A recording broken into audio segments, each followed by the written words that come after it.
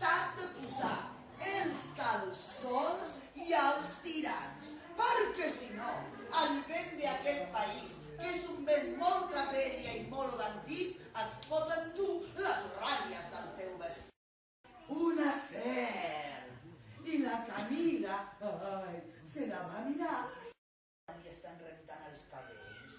Jo vaig pensar, amb això em faré un kimono de princesa japonesa, perquè jo no em compro les disfresses, me les faig. Espereu que ara de passar per aquí, que és molt difícil quan no tens les ulleres posades, ja està. Oh.